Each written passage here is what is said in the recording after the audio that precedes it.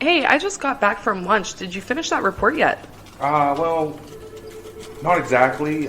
Still working on it. I'm not finished just yet. I got a little sidetracked, but I will get them to you first thing this afternoon. It is first thing this afternoon. Well, yeah, I understand that, but I mean, I am working on But it. what do you mean that the report isn't finished yet? I'm still in the process of working on it. I've just been a little distracted. Distracted. Our meeting starts in an hour. I can have it. No. What were you doing? Were you listening to another hunting podcast again? I swear, I give the staff in this office the freedom to do whatever they want to do as long as they meet a deadline. That is the first bullet underneath your job description. Pays attention to detail and deadlines. And deadlines. Emphasis.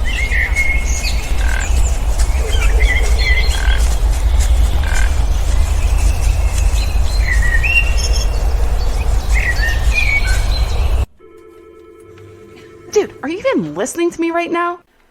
Welcome to episode 98 of the Whitetail Distraction Podcast. My name's Austin, and joining me in the Rack Shack, Charles Headland. How you doing, buddy? I'm good, buddy. What's up? Oh, it's been a while since I've been able to say that. Yeah, I like it in here. I'm a fan. It's a good feel. It is. It is. Got everything rocking. Yeah. It's a looking little good. messy in here, but It feels like home. I'm gonna get it. I'm gonna get it back in order. It's gonna happen. It's got that podcast smell to it, I know. doesn't it? It's just weird. It's like gasoline mixed with lumber. There's just a pile of antlers over there. Yeah, turkey feet and beards. There's like a whole pile of turkey remains. That's over your here. turkey right there. I just gotta mount it. Oh, yeah, okay. It's still beautiful. fair. It's beautiful, Yeah. but yeah. Man, I was just looking at its spurs over there. Holy Monster. crap! That was a right there, good too. bird, That was a man. real good bird. That was a real good bird. It's all right. I'm still figuring things out at home, anyways, for a whole room. And Okay, so I like it. you I take like your time. But one of these days, I'm going to kick you in the ass. Yeah, it'll happen. It's like, hey. As soon as I get this done, I'll get on it. Oh, that's Okay. fine. Yeah. Just accept my help one day and, get something going here. I gotta get time. Yeah, I feel you. I'll get there. I feel you there. I cut like 5 yards today. I need after work. 30 hours in the day instead of like 24, but Yeah. yeah. Hey, work more hours, bud. Work more hours. I do. All right. Well, Episode 98, man. we had Shane. Yeah, we did. Little Shane on. Freaking good episode, man. Dude. I was stoked about it too. And nonetheless, he goes and kills a deer 2 days later. I know. Luck of the podcast. Look at that. Ooh, bud. Good Man. one too. Real good one. Real good one. Good old Erie, PA deer. Yeah, man. Good That's for him. exciting. Yeah. But yeah, Deer Slayer series continues. Yeah, it does. Deer Slayer series continues. We're going to keep bringing these over to you guys. I don't know how many we're going to do, but you're going to get quite a few more. It's going to be fun. I like it. We're getting a lot of good feedback from them, so Yeah. keep them going. I know of at least 2 or 3 more guests Yeah. that I'd like to get on. Yeah, I got a few, I think. New guests to the podcast kind of thing. Because That'd be that's more or less the goal. It's not that we don't know deer slayers. There's one sitting right there. There's one right there. It's not us. Yeah, no. But we do know a lot of good deer slayers have been on. That's you true, know, man. But the goal here was to get people that you don't hear of every day. Absolutely. That was the goal. And we're going to throw some intermittent episodes in there, like some kill stories from this year and, just some other random guests and stuff like that, too. But we're going to keep them pretty consistent, so. Yeah. Yeah. And dude, surprisingly, we are just inching in on episode 100. I know. It's funny. We kind of threw a teaser out, like, a while ago. Episode like 90, 91. It might have been even earlier than that. Was it might it have been really? in the 80s. It might have been. We were thinking ahead big Back time. in the 80s. We were thinking ahead big time. But, what do we got going on? Episode 100 is coming. That's a big milestone. It's going to be a big milestone for us. I mean, it took us a little longer than maybe most podcasts to get there, but honestly, how many other podcasts last this long? That's true. Not many. Some drop off. You had a lot drop off. That's true. under 10 episodes typically. Yeah, man. They're gone. They're done and gone. Done. So to say we've made it this long, I mean, heck, we're in our 3rd year. I'm proud, buddy. Cheers. And we have so much going on now too. It's like we waited till now, but we have a lot going on. We have big time giveaway going on, episode 100. Big time giveaway, guys. You are going to want to share this. You're going to want to get people involved. It's not little dinky prizes, guys. They're good ones. Reached out to a lot of people and found some really good stuff. Yeah. Oh man, I'm so excited. I am too. We're gonna save it until episode 100 to announce it. You're going to hear everything about it. We're going to have probably a good guest on for episode 100. Yeah, we got to it. think about that. Yeah. And then, we'll probably do a Facebook Live to really give you guys the rules and all the regulations and everything once we have the episode, and then it'll be live, guys. We'll have it going. It'll be a couple weeks long. Get you guys in there, follow the rules, and then Better follow the rules. We'll do a live drawing. It won't be any gimmicky stuff. You're not going to want to miss this. We're going to have multiple winners, too, so... Jeez. And there's not going to be a bad winner. No. Everybody's going to be walking away with some pretty cool stuff. Yeah, bud. I like it. Oh, man. Okay. Okay. Real quick, let's hit our partners of the show. Scree Gear. Screegear.com. Screegear.com. WDP20 for 20% off your needs. The Ptarmigan. Ooh. I haven't... Greatest thing ever created on this planet. I've touched one. An actual real live ptarmigan? No. The jacket.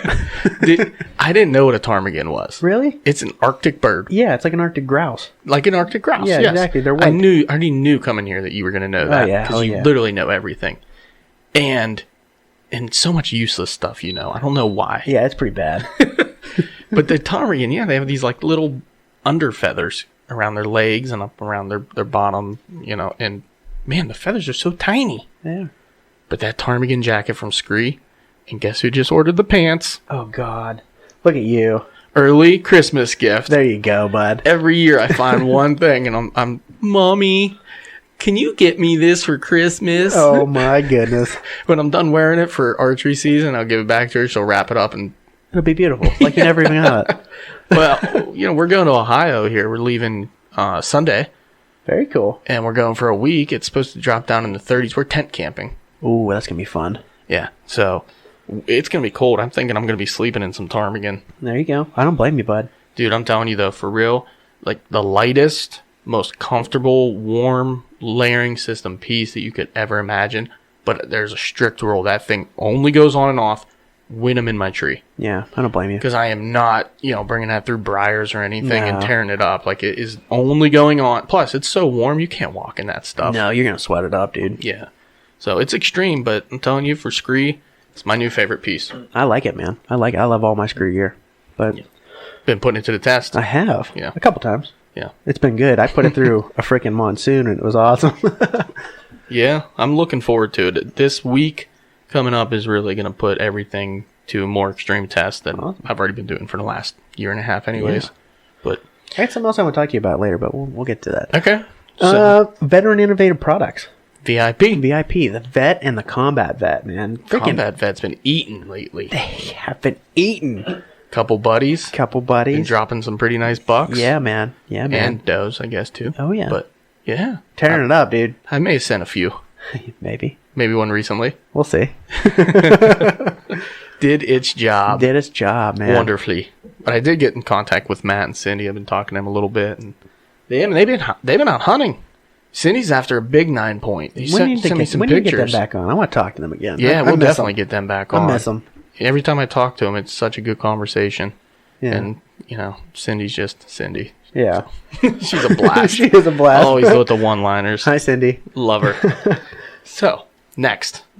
Out on a Limb Out on Manufacturing. Limb Manufacturing. Matt Garris, dude, is the best in the game. If you want a badass tree stand, go check him out. If you want to get into saddle hunting, he has the best platforms. If you want to get into saddle hunting and hanging with a tree stand, go check out his sticks, man. Yeah.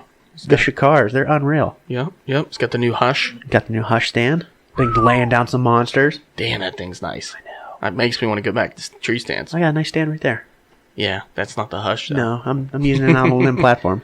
He's been struggling to keep up with some inventories. He's going crazy over there, man. Well, he just got to Just keep a lot cranking of it out, orders. I guess. I A don't lot know. of orders. You know, the that's a man. good thing. Really Yeah, good thing. great People thing. are starting to figure it out. Like, best in the business for a reason. That's what I'm talking about. All right, last but not least, New Canoe. New Canoe, you have an unlimited. I do have the Unlimited. The Unlimited's going to be hitting water this week. That's what I'm talking Next about, week, bud. I should say. I date Ohio waters. Ohio waters. Yeah. I'm excited for you guys. Get out there and freaking Yeah. do it dirty, man. We were talking, Sam and I, and then Joe as well after the fact, but like I was really talking to Sam about it, and he's nuts. You know how he is. He's like, I want to go all these real remote places, at least a couple days. Might bring the kayak.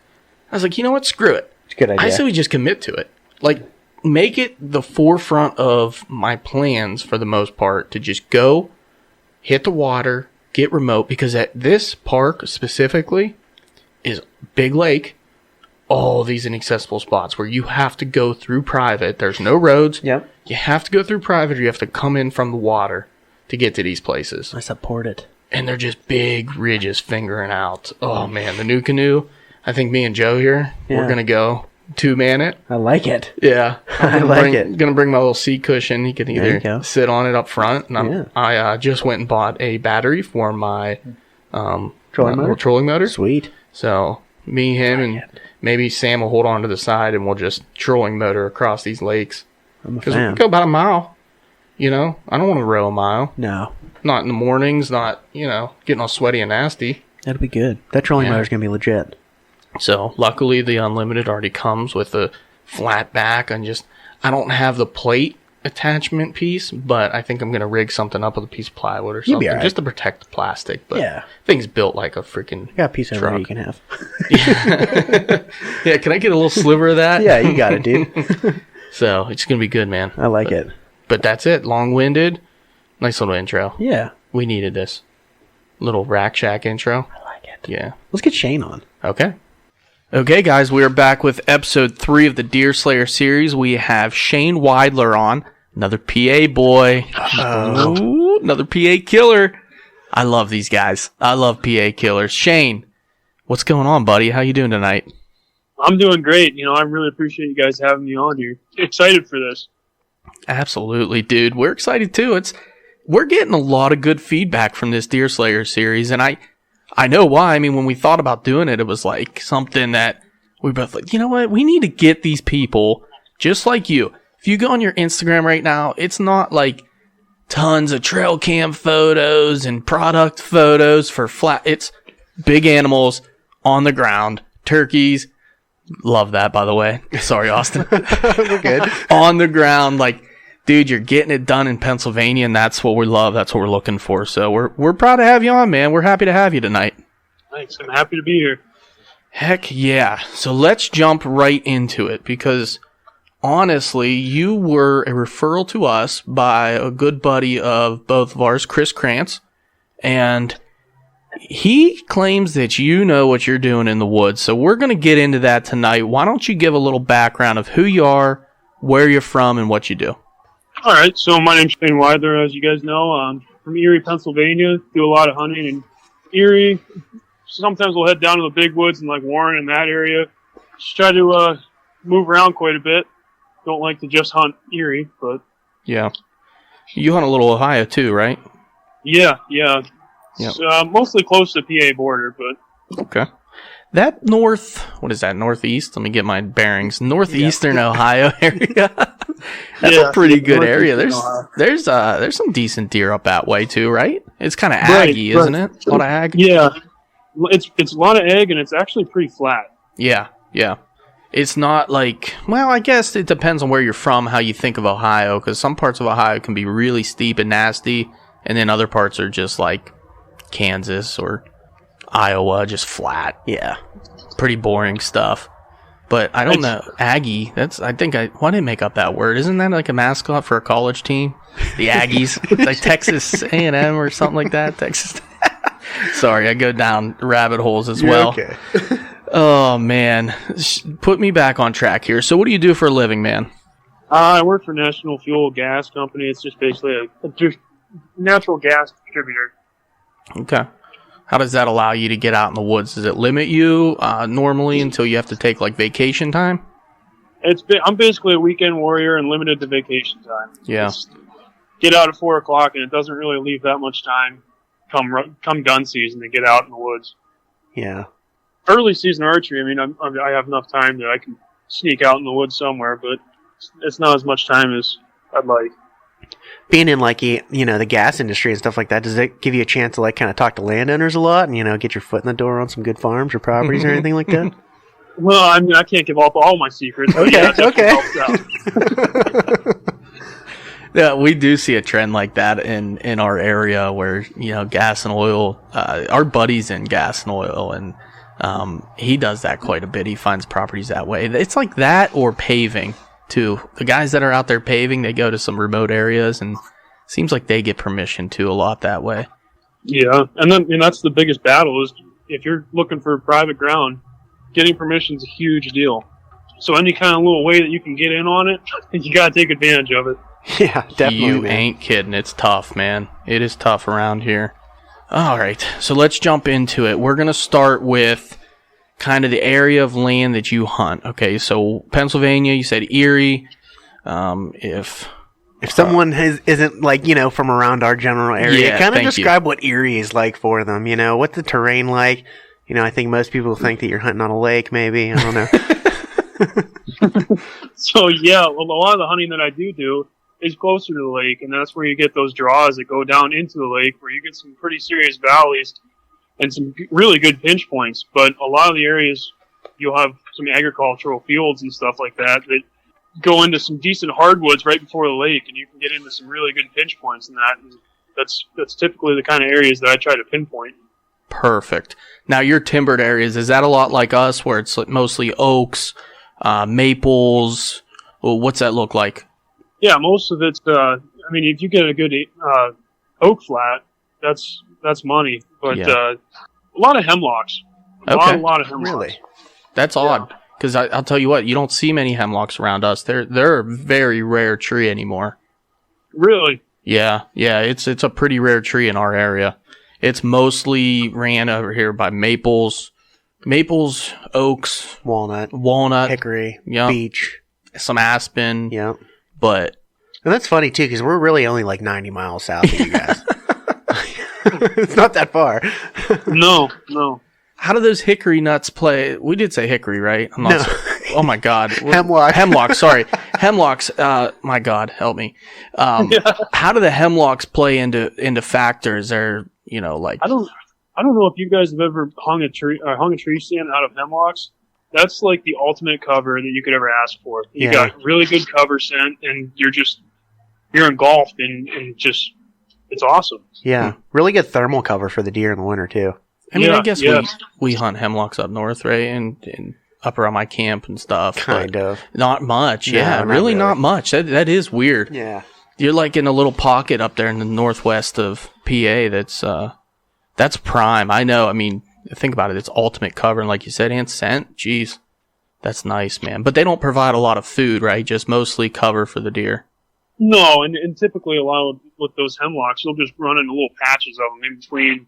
Like our timber is just kind of broke up to the point where it'll be like what you said, like oaks, and then you get maples in there, and then those little bedding areas are typically hemlocks.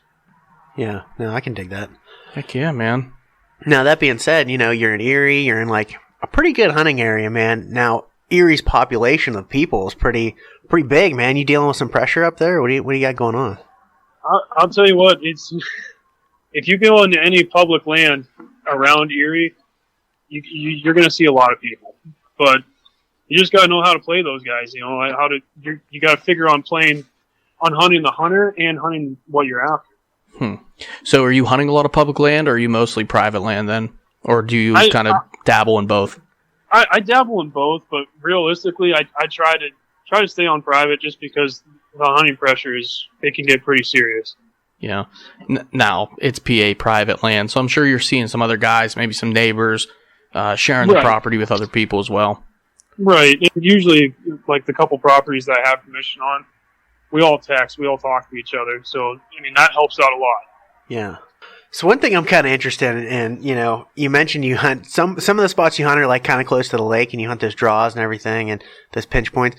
I'm really interested in how the thermals pull with that lake right there, man. That's got to be pretty interesting. He took my question, bastard. I actually knew the thermal question was going to come. I'll be completely honest with you. I don't mess around with the thermal stuff too much. I Okay. just try to play the wind, and obviously it's going to do different stuff in the morning and night, but I don't really pay attention to it too much. So then, ignoring the whole word thermal, how are you playing the wind a lot of times? Because if you're up on draws, sometimes it can pull. I'm sure that lake has some kind of effect on swirling winds. Does the lake provide mostly a consistent wind in the same direction? Or do you see like a lot of swirling? One day you have a west wind, next day you have an east wind. How does that look? Typically with the lake, it could be, that lake turns upside down so quick. If it's going to get nasty out, you might as well forget it. It's going to swirl bad. But Yeah. if it's calm out, you don't really have to worry about that. At least I don't. I haven't noticed worrying about the thermals. Yeah. Do you have a predominant wind up there? Like, I think here our predominant's pretty much like blowing to the northwest. So it's at a southeast wind. Yeah. Southeast wind. I would say the last week or so, it's been mostly south with a southwest wind, like what you're saying. Yeah. Yeah. But I mean, it could change at any given minute. Yeah. Yeah, totally. I would have thought the lake had so much more to play on that, especially in some of those draws. I mean, really anywhere you go, when you get into a draw like that, you know, there's always kind of pulling and wind tunnel effects that you might run into, and you kind of see that, I guess, anywhere near big bodies of water. Yeah, you got to get that weather play that goes along with it. Yeah, that's tough, man. I mean, I guess, how much does weather play a factor into your hunting season, into your archery season? Well, I mean, in Erie, our climate can change within the hour. I mean, it could be beautiful out one minute, and then the next minute it gets really nasty out. Yeah. So, I mean, yeah, you just gotta roll with the punches. Look at the weather, look at the radar every day, and just make a game plan and try to stick to your guns, because obviously it's going to get bad out sometimes. Yeah, in all reality, we're in November right now. I know at any moment Erie could get lake effect snow, and you could be under like 12 inches of snow tomorrow. They were calling for it tonight, or they were calling for some snow tonight, but we never saw any. Yeah. Oh man, that would actually be kind of legit in the morning That'd though. be cool. I would love to have some snow in November right now. Yeah, it's fun. That is fun. Oh yeah. Huh. A buddy of ours is up in Marionville right now, and they actually had some snow on the ground. Really? Yeah. Ooh. I mean, just like a dusting. That's but, enough. You but just think see a little about- bit better, man. I don't know. Yeah, that little bit of snow, that plays a huge effect. It does. Now, do you see any? We're gonna jump around here for a minute too. Like, do you do a lot of late season hunting or anything like that, where there's a chance there could be heavy snowfall, a high population of deer on food sources? You key in on that? Like typically hunting late season that's like a bad thing, because that means you still got tags in your pocket. But yeah, it happens. But those acorn flats that I was talking about earlier, if you get in one of those, you're going to see a high population of deer going in and out of those, at least for what I've noticed. Now, our ag fields,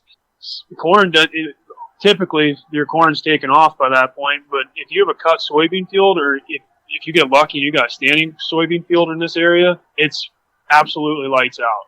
Money. Yeah.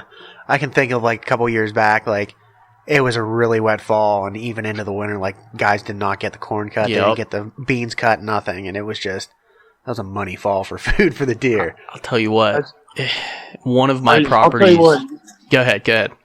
You get any standing soybeans and then you get snow on the ground, that's a fun time. Yeah. I want to experience that in the worst way. Yeah, I want that. It's a good time. Man, that's awesome. Ours typically get picked. Yeah. No, ours do too, but every once in a while you get that situation where it's just constantly raining and they can't get on it. I haven't seen a soybean anywhere around here lately because the price of corn is so high right now. It seems like everybody's planting corn, and they're planting a lot of corn. And of course, like, my farmer or the property I hunt, they pick all their corn, but the damn neighbor's a slacker and his stands up all year long. So where do you think all the deer go? Yeah. It's like, what the hell, man? All right. So let's build your a hunter resume. This part, you know what? Over the first episode, I didn't like this part so much, but the second episode, I kind of digged it. It's kind of fun, but we don't want you to like blabber on about yourself, but we kind of do, don't we? Yeah, a little bit. A little bit. Yeah, a little bit. So we just want you to kind of give an overview of what some of your success has been over the last, 5-10 years. Basically, if you were to build a hunter resume, what would your experience column be in the first part of that resume? Does that make sense? Yeah. Yeah. No, that makes sense to me. So the experience part, for me, the first thing I'm going to slap down on my resume is scouting. I put a lot of time in, and we're talking not even in the summer, we're talking early spring, getting out there, finding sheds, figuring out where those deer are at and what they're doing at that time of year. Because as soon as the snow starts to fly, those deer can be in that same kind of pattern. So for me, scouting is huge. Okay. And I guess we never even asked from the beginning, how long have you been archery hunting? How long have you been hunting as a whole? So I've been archery hunting since I realistically since I was 12, and I'm 31 now. So I've been doing it for a while. Yeah, I mean I hope you have some experience at this point. Your resume should be pretty vast at this point. I do really like the scouting tip though. That's one thing that like me and Charles for the entirety of us like being hunting partners. That's been like the whole premise of it. Scouting, like getting out early season, like you're talking about in the spring when the snow's down, when it's February, shed hunting, everything like that. Just really getting out, putting boots on the ground and scouting. It's made a tremendous difference, man. Yeah. You put the time in the woods, it's going to pay out in dividends. Totally. That's what I've experienced. I'm really noticing that across the board. Some of the other groups or people that I kind of follow or I'm friends with, the guys that really grind. You have your bad years, I mean, I'm in a couple bad years right now as well, but those guys are getting it done, pretty consistently. And I think it all does go into for the most part, as much work as you put in, you're going to get back come season time, and you can never do enough scouting. Right. Well, that's good. I actually like that. I would probably put that into your skill column. Yeah, but, definitely. Scouting is definitely going to be one of the skills if I were to build your resume that we would probably focus on. But I'll speak for you a little bit. Like I said, I was kind of going through your Instagram, and there are some slammers on your pictures, man. Like, you have killed some really nice deer over the year, and if I'm not mistaken, from what I saw, you have one big buck in Ohio, but mostly the other ones are all PA. Is that correct? Yeah, that's right. And I'll tell you what, I'm really proud of those PA deer, but that Ohio deer, that was a long journey to get to where that. I mean, it's nothing huge, but it was a long journey to get that one. That was a great deer, man. That 8-point you had on your wall, holy shit! Oh yeah, he's pretty big. I was definitely. I put a lot of work into that one. That was a lot of, like I'm saying, with the scouting. That started in the spring, finding sheds. I found his sheds from the year prior, and just figuring out what that deer was doing. And I just stayed out of the woods until it was time to go in there and kill him. So let's break it down to if you had another hunting strength, or you know what? Let's ask this question: are you more of the mobile style hunter, or are you more of a fixed stand? Fixed stand, wait until the right time and go in and strike kind of hunter. So I'm a little bit of both. I've got my stands where they're there. I've got a couple stands that are just notoriously good for seeing deer movement early season, and I've got a couple good rut stands.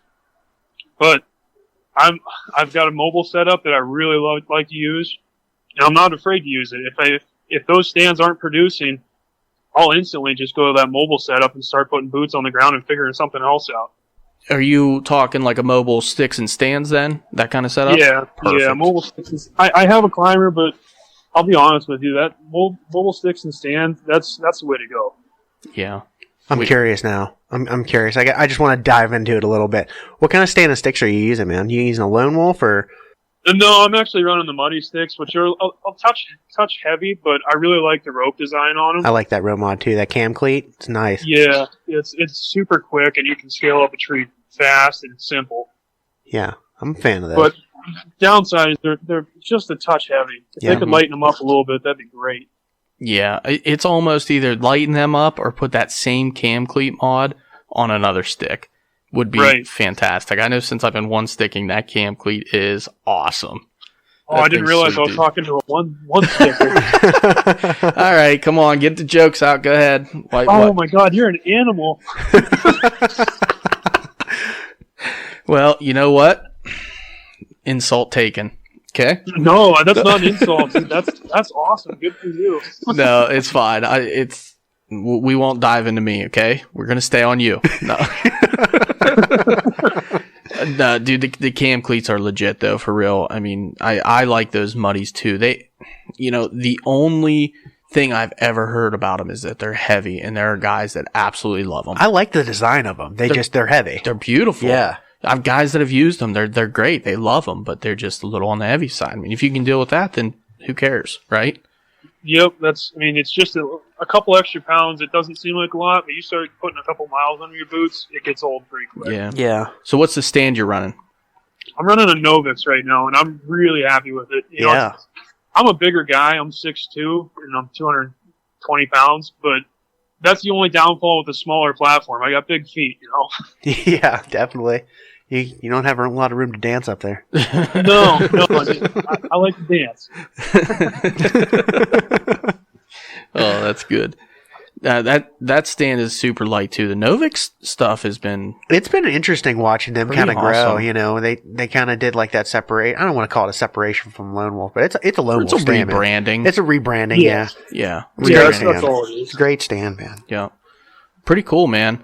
All right, so you were mostly targeting then kind of little fingers, draws, ridges, creek bottoms. Do you mess around with ag at all where you're at? So typically in Ohio, the place that I hunt in Ohio, I just have a little teeny tiny piece that I was able to get permission on. It's only 30 acres. That's mostly ag field there. And then there's a bunch of thick stuff on the back side of it that's primarily bedding. So stay out there and hunt the edge of the field. Nothing wrong with that. And 30 acres, damn. That'd be like my second biggest property. No, I'm kidding. But maybe not that far off. That ain't bad. I'll tell you what, me and my wife drove around Saturday and Sunday, this was a couple of years ago, and put in 8 hours Saturday, 8 hours Sunday trying to get permission on farms. She was a good sport about it. You know, she just drove around with me while I knocked on doors. I spent 16 hours driving around, and I wasn't able to get one person to give me permission. So Monday morning after getting some fuel, I was on my way back home, and I was like, you know what, this looks like a decent little spot. I'm going to ask this person for permission. And they gave it to me, and I was like, well, this is sweet. I put some cameras up, and it's been a lights-out spot.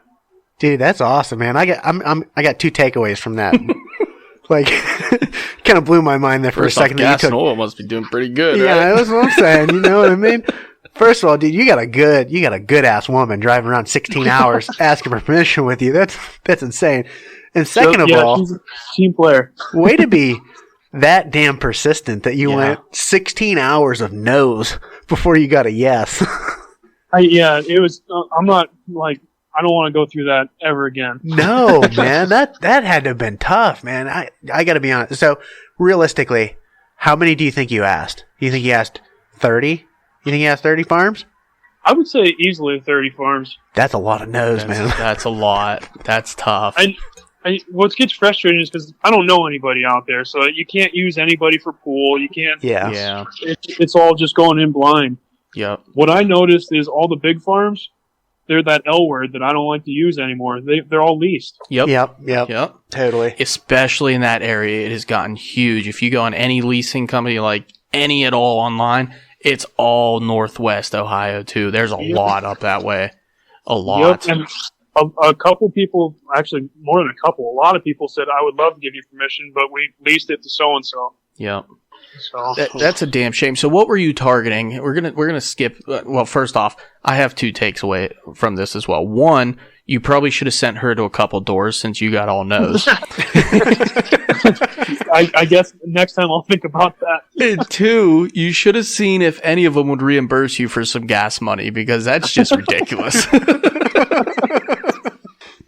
Holy hell, man. Although Ohio's a lot cheaper. But so what were you targeting when you were over there? You're knocking on doors. Were you looking at the big farms? Were you looking at, somebody with X amount of acres or more? Or what were you targeting for your questioning? So when I started driving around out there knocking on doors, my goal was to get a farm with 150 acres or more. Okay. And that's not going to happen. Anybody that has any kind of thoughts of doing it, start targeting the farms around it that are a lot smaller. Yeah. Perfect. We did the same thing in Virginia. We went to everything that looked big, and it was just like they were either leased or it was just an absolute no. But at least they were nice about it. I made some tough. friends over there when I did it. I mean, some of the farmers that you'd spend an hour talking to them because they don't see anybody. They're just lonely. Yeah. And I would say if those same people that spent the time to talk to you, unless it was leased, And they were all leased. Yeah, see, that's terrible. That's the ones that were like, yeah, I'd love to give you permission, but yeah, okay. yeah. I was gonna say that's tough, but those are the people you mark on Onyx or whatever mapping system, their name, a little bit about them, and you try again next year. But if they're leased, it's like, what do you do? Your hands are tied. Yep. Boy. That's tough. That's real tough. All right, so we're gonna jump back into it though. So, what would you say you're most familiar hunting with if you were to pick any terrain or topography? What would you say is like your most familiar? That's a tough one. And I'm gonna go with hunting draws. Any kind of little draw and trying to find that pinch point where the deer are crossing. That's basically where I'm at most of the time. That's pretty solid. I could dig that. So kind of paint me a picture here. Say you walked in the woods and you're looking for these draws. Paint me the picture like your perfect setup here. Ooh. So like I was talking about with those hemlocks, I want to find a hemlock hill that's just loaded full of hemlocks, so it's just solid bedding. Yeah. And then as soon as you get to the bottom of the hill, I want to find somewhere that has a lot of oak trees. And then I'm going to get anywhere in there where I can see a transition from the hemlocks, a little bit of an opening into that oak flat. That's where I'm going to be. So you're setting up like on a side hill then? Or either right against right on that transition, or I'm going to be in those oak trees. Perfect. I like that. That actually sounds pretty nice. Yeah, it does. You got any places like that? Just a little slice of heaven, That's beautiful, man. Heck yeah. That you answered that pretty good. I don't know if I could even answer that right now. That same question. Really? Yeah, I don't know if I could. Oh, I could tell you. Actually, I could. Easily. The middle of a swamp and the nastiest, gnarliest shit where I got mud up to my ass after dragging Austin's buck out. But there happens to be just like a pin oak there with leaves still on it. Yeah, And then a nice maple beside it I can climb. Yeah, that'd be perfect. Oh, shit. All right, so we'll get the old one stick out. Yeah. Dude, I'm telling you, I don't want to go into that, but I have to.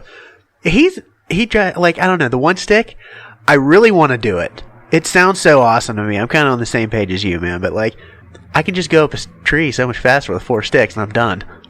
Yes, you can, but you know what the best part about one sticking is? It's light as hell. Rappelling down. That's cool. Oh yeah, I've never done it. I've watched a lot of videos, and I just think the whole time rappelling down after you shot a buck, that would be the best feeling in the entire world. Dude. Oh my god, I hope I get to experience that. I really do. You're gonna pull out your phone and put on the Mission Impossible theme song and just kind of Yeah, but I'm getting comfortable with it now, and dude, the rappelling down method is pretty badass. Yeah, that's pretty cool. I think it's badass for any setup, to be honest with you, not just the one sticking. It's so much quicker. My god. I think it's just like anything. Just if you just use it and use it repetitively, Yep. It's easier. Yeah, I mean, going up, and we'll make this short real quick, but going up, it is, it's slow and methodical, but it's surprisingly quiet. It really is. And I can get up in pretty decent time because I'm making big moves. It might be a little slow. Right now, I'm actually getting really good at it. I'm making quick time up the tree. It's when I go to get down, and where I see this could be a benefit is, the rut all day sits. Yep. You're sitting there, you see a big buck or, a couple deer chasing doe, maybe 80 yards up ahead of you. I can get down on the ground and packed up in a minute and a half, 2 minutes. I'm down, packed up, and I could run up there, and climb up another tree real quick. But I think just, in my opinion, being mobile, doesn't matter what you do, as long as you're mobile, I think you're doing it right. In my opinion. I would agree with that. Yeah. I would completely agree with that. And that's the key to a lot of people's success that we talk to is just being mobile. And that could be you have fixed stands all over the place and you pick the right time. Because you mentioned you do that a little bit. I know I still have some fixed stands out there in some areas that I revisit. I hunt once or twice a year. And because those are, your little honey holes and you know what time of the year they're good and when you need to be in there. There's nothing wrong with that either. My opinion. I don't know. Doesn't mean anything. I'll definitely agree with that. All right. So we're going to keep moving on here. The next part that I want to talk about a little bit is what part of the season would you say is your strongest? Are you an early season guy, rut guy? I'm most definitely an early season guy. Really? No, without a doubt. This whole rut hunting thing is like unusual for me. I told my buddy Chris the other day, this rut hunting is for the birds. I kind of want to get into that, man, because I got to be honest. I feel like a lot of people definitely would not say early season as being like their strong suit. Like a lot of guys, especially like me, and I feel like I can speak for Charles, like end of October, early November, just like starting to peek into that rut. That's our like, this is game time season. Like early season, I'm kind of like, I don't know. So I kind of want you to get into that early season a little bit, being like your Super Bowl. So like the day before the opener, man, I can hardly sleep. I mean, I already have that deer figured out, or I know, like with my fixed stands, like I know that I'm going to go into an area that's potentially really, really good. So yeah, I don't know. To say anything more about it, it's kind of hard. Well, let's get into the prep a little bit. Like, so you said you kind of have maybe you kind of have a deer figured out. You know, are you going in with knowledge of, you've been doing your scouting and you've maybe been doing some velvet scouting, and or are you talking about trail cams? You talking about historical data? How are you figuring these deer out that you're like ready to rock early season? So most of the time that I'm doing my scouting beforehand is mostly from the road. I want a glass from the road, and I don't want to put any impact on those deer. Trail cameras are an awesome tool, but if you don't think the deer know that you're in and out of there, and you're checking that camera, and they know that camera's there, you're fooling yourself. Yeah. They 100% know that camera's there, and it can be a blessing and a curse. You can have a camera set up in a great spot, and the deer are walking right behind it, and you have no idea that those deer are there. So I do use them, but I use them with a grain of salt. Most of my scouting is putting boots on the ground from the road, or putting boots on the ground and getting in there and figuring them out, not trying to put a lot of pressure on the deer. Yeah, totally, man. Totally. What if I rappel in from a helicopter to check my cameras? Do you think they know I'm there then? I'm going to say they do. Yeah, I would agree with you. Helicopter's probably pretty disturbing.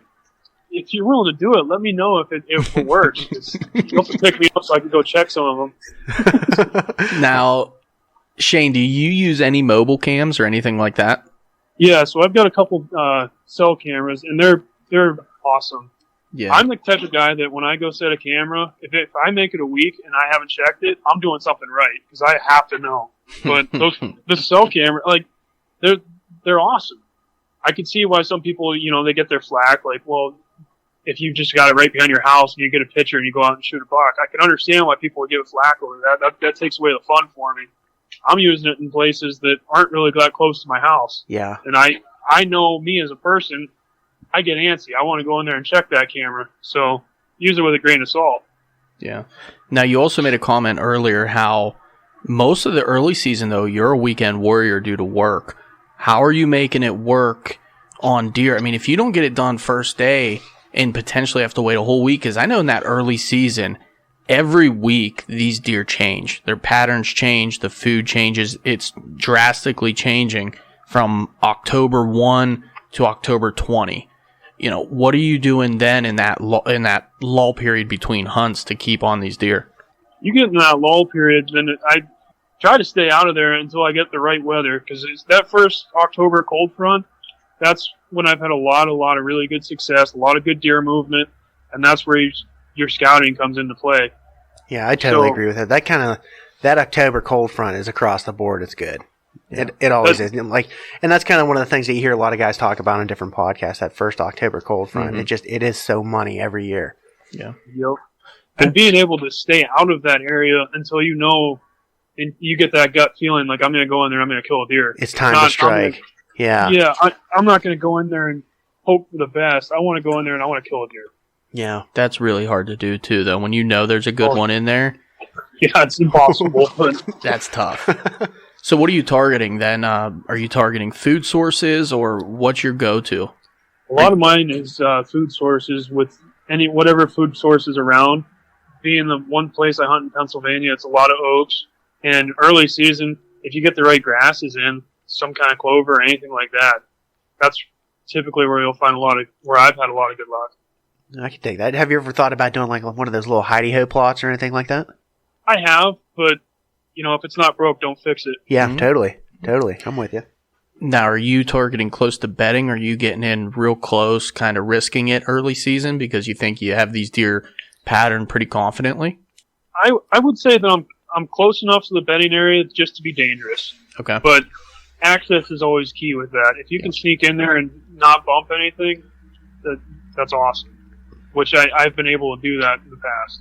So I find myself typically just out of range for the majority of the beginning of the year. Like, I feel like I'm in the right spot, but these deer come in just after dark. Do you get that a lot, where you're seeing a lot of deer just after dark early season? Answer that first, then I got to follow up. So in Ohio, I do, just because I'm limited to hunting on a field edge. But in Pennsylvania, I try to limit those possibilities, because that's terrible. You don't want to get stuck up in your stand for an hour and a half watching your target buck just graze around and you can't do anything about it. Mm-hmm. We've all been there. It's terrible. Yeah. Which leads to the next question. Pushing that bubble. Yeah, you definitely have to kind of, I guess you have to be more comfortable being uncomfortable, getting in tight. But my next question is then, say you do get caught up, which a lot of guys I'm sure play that safe game because they hear on all these podcasts and they hear everywhere, play the edges, be safe. Well, when that happens and the deer come in and they're around you, what's your exit strategy? Because how are you leaving? Say your entrance is through that field and there's 20 deer out there. Do you have anything where you're going to exit and not bump that target buck out? If that's happened to you before, if you have that experience. So yeah, I've definitely had that happen before, and that's awful, because you can only sit up there for so long until it gets to the point where it's unbearable. Like, okay, I got to get out of here. Typically, I try whatever I can do to try to get around them. And sometimes it works, sometimes it doesn't, but it's a very slow-going battle of just taking it step by step. Yeah. I mean, I guess the big thing is, as long as you kind of keep the wind in your favor, and even if you do bump them and it's late and it's really dark, it's probably going to be a softer bump than, walking right at them right after dark. I've heard of guys just putting their headlamp on and just walking out at them, and it doesn't, they take off, but it doesn't faze them too much. Yeah. I'm not willing to give that a try. But Not for me. No, not my cup of tea. Yeah. That's just something that, I've experienced a lot, and I think a lot of guys experience, especially in our area. People might say it's more or less nocturnal deer, but I think it's just not getting close enough to their bedding, in which they may only move 50 yards. So I think that was some good tips on what to do in that scenario as well. Yeah. All right. I don't want to break off this, but I want to kind of get into a couple of things here. I want to kind of back up here just a little bit. Mm-hmm. I want to go back to the resume almost. I want to hear about a couple of these bucks. You know what I mean? I kind of want to go back. I want to go back and let's break down a couple of these hunts real quick. Let's go through, do you have a favorite early season hunt maybe? So most of those bucks on my Instagram, those were all within the first week of archery season. Shit. Beautiful. Okay, so let's get into this a little bit. Go on. Yeah, continue.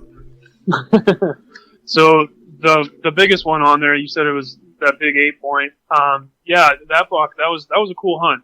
That was the second day of the season, and I checked the weather the night before, and I knew it was going to be kind of rainy all night. Just kind of light mist, sprinkling. And I thought, man, this is perfect for me to sneak in and get nice and tight to these deer.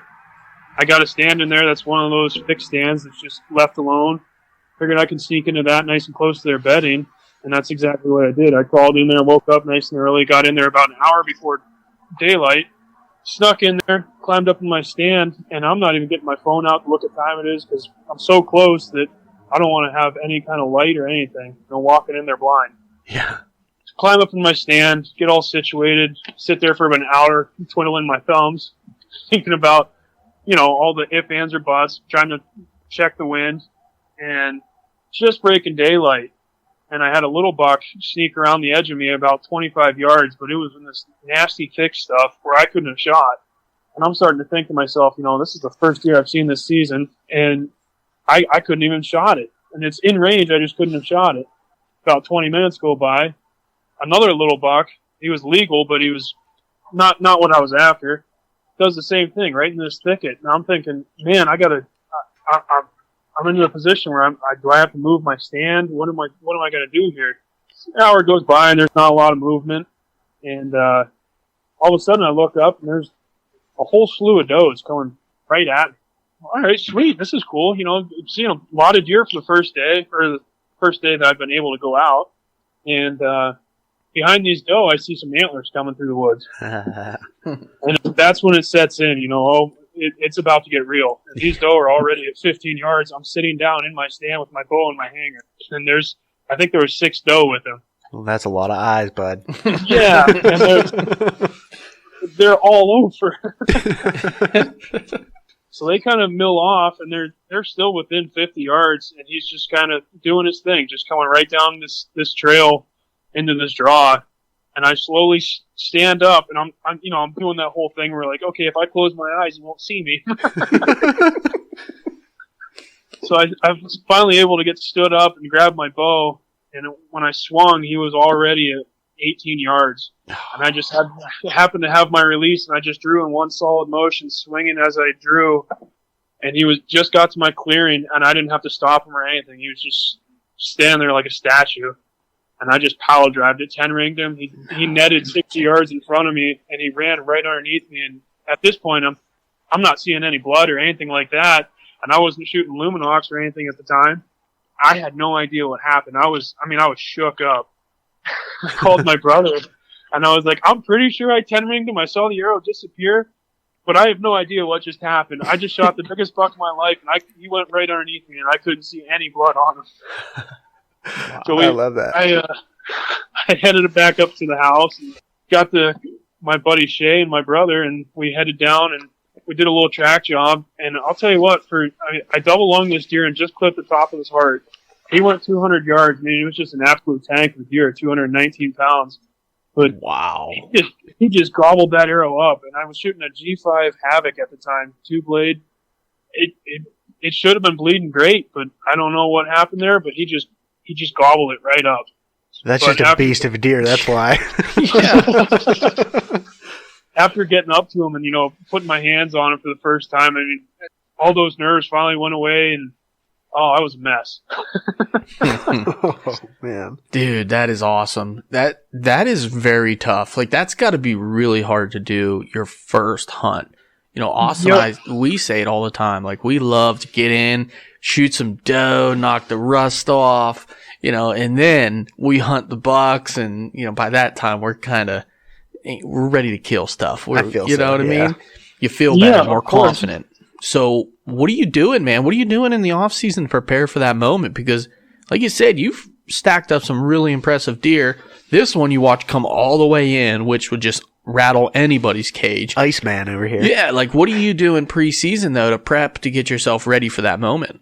Spend a lot of time behind my bow. I mean, any kind of 3D shoot that we can find, Chris and myself, we shoot all the time. Every weekend we're doing something, whether it's in one of our yards or punch and foam somewhere. Yeah. So you shoot, well, I guess I've seen your pictures. You definitely shoot a lot of 3Ds. I mean, do you guys challenge each other? Do you make high stakes where you're kind of putting pressure on one another, or, because that moment, that's hard to replicate when a giant buck's coming in.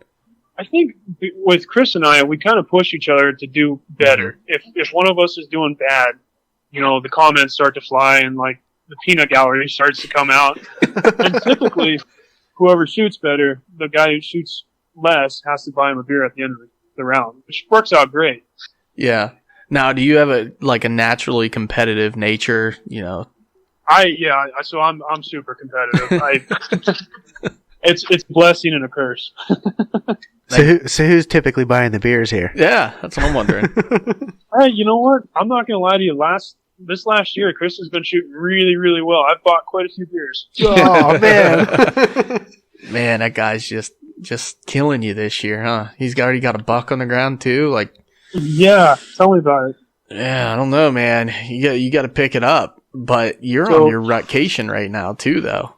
Yeah, it's talking about it a little bit. Coming to an end. It's been a rough rutcation. I've had some good encounters. I had a shooter at 30 yards, and his head got right behind a tree.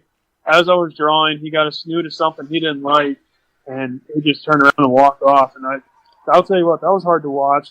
And then the next day, I woke up in the morning, headed out, and I actually had a climber that I left out there, so I climbed up in a tree, and about 8 o'clock or so, I look up, and through the distance, I can see a buck chasing a doe, and I threw the kitchen sink at this buck. I was grunting, rattling, anything I could do. You're not shaking him, you know that. But he wound up coming into about 80 yards, and he bred a doe 3 times. And I'm not going to lie to you, I kind of felt a little weird watching it, but I was so intrigued. I'd never seen it before. It's like, good for you, buddy. Oh man, that's one thing I've never seen in person is a deer breeding another deer. I watched a turkey do it 2 years ago. I was like, damn, that's impressive. I have a video on my phone. I saw it at like 10 yards out my mom's back window. Nice spot. Right. It was horrible. I think I sent that to you.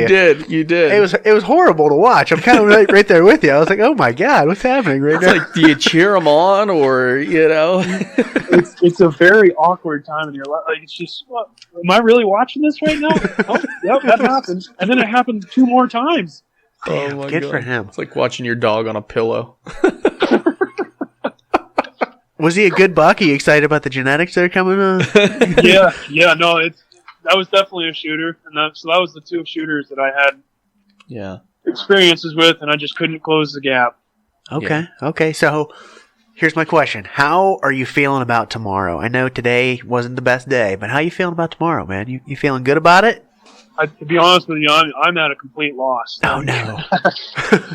I've put a lot of time and effort into this season, and it's just things are not going the way that they typically do. So I might just grab the mobile setup and just throw a Hail Mary out there. You know, man, I'm a big fan of that. I was going to say, that's what I would do. That's what I would do, too. I was going to hope you had some kind of game plan going in tomorrow, but if that's your game plan, I support it. Send it. I mean, there'll be some kind of direction with it, just going off of what the trail cameras are throwing at me. But like I said, I'm not a huge fan of the trail cameras, but the cell cameras, if they throw some intel my way, then I'm going to take advantage of it. I don't blame you, man. You got a spot that's full of does, man. Maybe that might be your best bet. Yeah. I tried the spot that's been like just a notorious doe bedding, and there's open field with a lot of grass in it. Figured for sure there'd be a lot of doe out there, and I saw a lot of doe, but I did not see the buck numbers.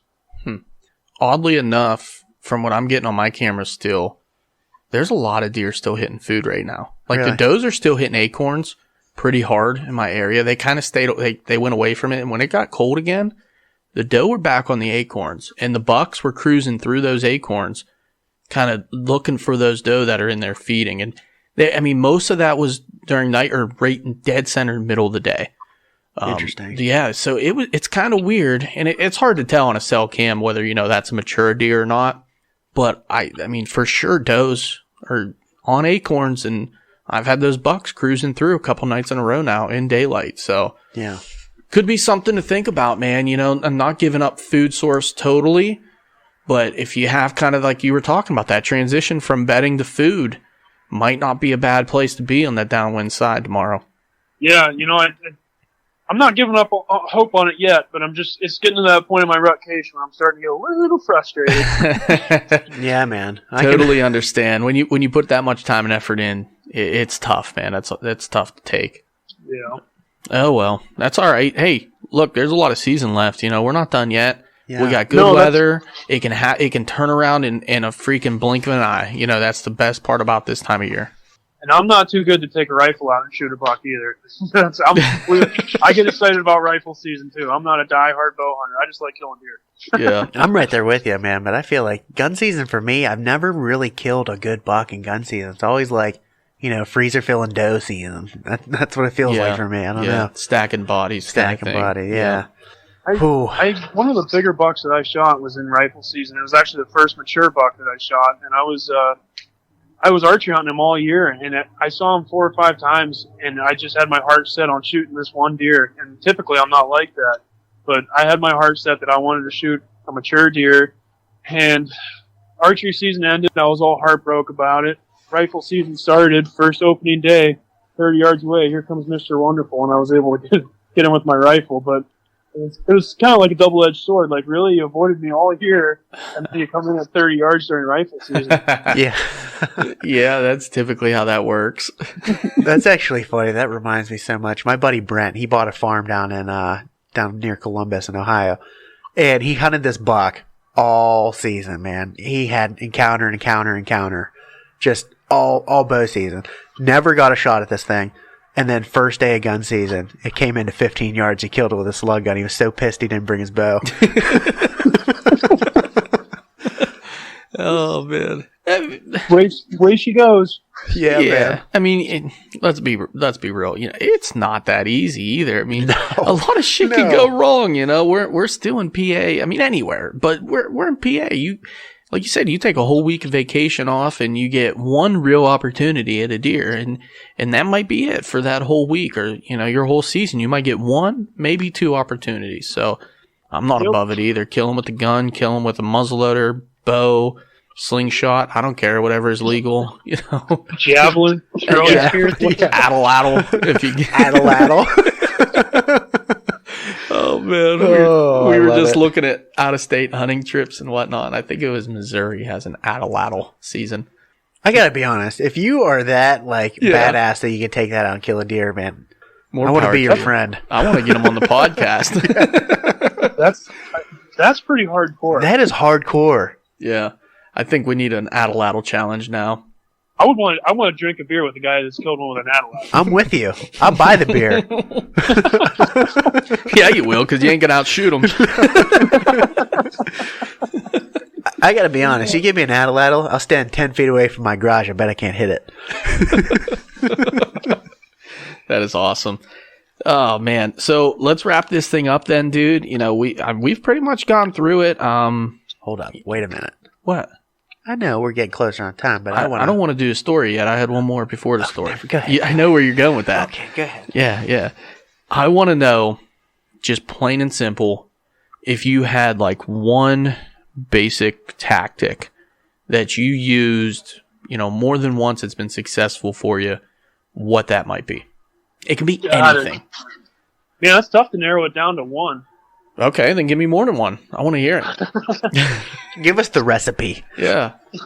The recipe for success. Yeah, I like it. Yeah. The tactic that I think that I've had the most success for is not get stuck in my ways of just going to the same stand. Like with those fixed stands that I have that are hung, it's so easy just to keep going to those. If I can knock that off and go do like the mobile setup, now that I started running that, I've been a lot more successful with that. Yeah. My God, is that good advice? I know, it really is so good. Because it's so easy to get stuck in that rut of like going back, I killed a buck in this stand. Mm-hmm. I've been seeing deer in this stand. Just keep going back to that thing and hammering it. It's so easy. And then all of a sudden you go to it and it's a dead zone. There's no deer to be found. Oh, bud. Solid advice. I like that recipe a lot. Yeah. Thanks for making my weekend plans a lot harder. Bring us home, Austin. Oh, buddy. Okay. Buddy, we are getting closer on time. However, if you've listened to the podcast before, you know I'm a big fan of deer stories. And I want to hear your favorite deer story. It could be your biggest buck, your first deer. It could be your smallest deer. I don't care. You tell me. So my favorit deer story? I want the nitty-gritty to it. I want the nitty-gritty of it, though, too. Nitty-gritty? I'll give you everything you want to know about it. Me and a couple buddies, it was the first Saturday of rifle season, we were supposed to get together to do some drives. That was awesome. We were all excited about it. Friday night, we're talking, texting, everything's good. Saturday morning comes to roll around. Nobody's waking up. There's only 3 or 4 of us that are able to go. So we throw a Hail Mary out. Okay, we're going to public land and we're going to go stump it up somewhere. And it just so happened to be a public area that I was a little bit familiar with, not super familiar with. And the other 2 guys that I took had never been in there before. So I just kind of hop on Onyx, throw a couple pins up and say, let's see how this works out. And we kind of surround a bedding area. Ooh. We get all set up and we're sitting there for about an hour or so. I texted my buddies, like, are you guys seeing anything? This is starting to, like, this sucks. We should be pushing deer, having fun. You know, that's what rifle season's about. And nobody's seeing anything. All of a sudden I look up and a buck jumps out of its bed. and I think it's like the biggest buck in the entire world. I'm all sorts of excited. It's coming right at me. And I do the whole Pennsylvania gunslinger. I start throwing lead at it. Empty the gun, dude. It's good. Yep. I'm just throwing lead. And I was able to connect with it one time, and it goes into this thicket, and I was able to get the guys together and kind of devise a plan where I was going to go into the thicket because I didn't know how well I had hit it. I was going to go into the thicket, and if it ran out one end or the other, they'd be able to see it. I go into the thicket, and the thing's laying there, and it was a little 7-point, and it was legal, and I was so excited. I get on the radio, and I tell my buddies, "It's in here, it's dead, come on boys, let's get it out, it's huge." They get up to it, and they're like, "What, is that the deer that you shot, really?" And I was like, "Yeah, I'm super pumped about it." It's maybe an 80-inch 7-point, and I was just ecstatic about it. I love that. Oh, man. That is so And we were like a mile and a half back in there. They were pissed that I shot it because they had to help drag it out. Yeah, that's a drag. Ear to ear. Listen, you need better buddies. You can never get mad at your buddy for shooting a deer, no matter what they put you through, right, Austin? Yeah, buddy. Oh, yeah. Charles has had some rough ones with me.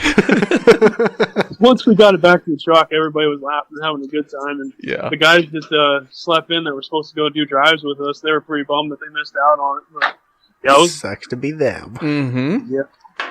Yeah, does suck to be them. That's why you got to get out of bed. That's why you gotta get out of Yep, bed.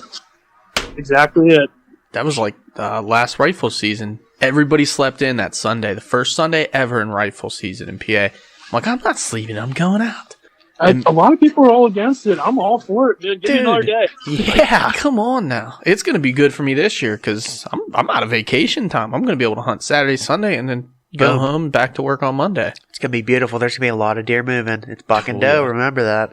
Oh. Yeah. It's going to be interesting this year, boys. If you have a target deer, you better get him killed in archery because gun season's going to be rough. It's going to be the wild west. It's going to be a target-rich environment where there's just shit everywhere. Oh, man. I forgot about that. Thanks. Yeah, it scares me a little bit. Ooh. Some deer. I'll tell you what, though. I'm not actually scared, but there's some deer going to die that first day, man. That first weekend's going to be a bloodbath. Yeah. I love going to like the meat processors that first day and looking at like just the carnage, especially when it's doe and buck season. Like there's just a stack of bodies. There's 80 deer laying in the parking lot. It's like, holy shit. Yeah. There's one place in particular on the way home from my camp. I remember driving past and there'd been like 60 deer spread out. I'm like, holy shit, dude. Like, could you even imagine being that processor? I've had to cut 2 up in a weekend. It was terrible. If I have to do my own one night, I'm like, damn, this sucks. Oh, man. Well, hey, Shane, we really appreciate you coming on, man. You did. Hey, oh, wait, hold on. You're not done yet. You can't be done yet. Uh-oh, what'd you do? Oh, wait, I know what you did. Yeah. Okay. Shit, I totally almost blew it. Okay. I got a couple questions from a listener for you. Listener questions. Oh, jeez, here we go. We can't let you go yet. I don't know what Charles was thinking. Yeah, my bad, dude. I almost blew it. All right, so this listener wrote in. He wanted to know who won last year's indoor league. That's definitely one of the times I had to buy a beer. The other question is, we were supposed to ask about last year's muzzleloader camp. Something happened where you may have had one too many. So I don't know if you guys are big drinkers or not, but I partake in the alcoholic beverages every once in a while. We're sitting over here drinking water, so Yeah, water. Sam Adams water. Sam Adams water. I might have had too much fun and ventured into the woods the next morning, fell asleep. When I woke up, there was a couple doe right in front of me, and I had no business being out in the woods, so they trotted off and went about their merry day, and I went back to camp, packed up, and went home. My tail tucked between my legs, and the guys are never going to let me hear the end of it. Oh, buddy. I feel you on that one. You should have been there for our last 3D shoot. There's a podcast recorded that no one will ever hear. Oh, yeah, that one died that night Yeah. with Austin. Yeah, I think I died that night. Oh boy, I totally forgot about that. But that was it. Since we just upset the neighbor's dog dog. that's gonna like kill us right now. Nope, no, there's other dogs. There's a dog war going on right now. But that's it, man. That's all I had from listener questions for tonight. So appreciate. Hey, when are you going to get him on here? When are you going to get Chris on? Oh no, he's coming on for sure, for sure. And then what I'll have to do is I'll have to reach out to listeners and see if they have any questions for him. Yeah, there might be one that has a couple questions. I want to hear from that guy. Yeah, we're definitely gonna get Chris on. That dude is also a freaking slayer, man, and a good dude. So yeah, he'll be on soon for sure. Awesome. So appreciate your time, man. Good podcast. Love everything about it. All right, awesome, guys. Hey, it was really cool talking to you guys, and thanks for having me on.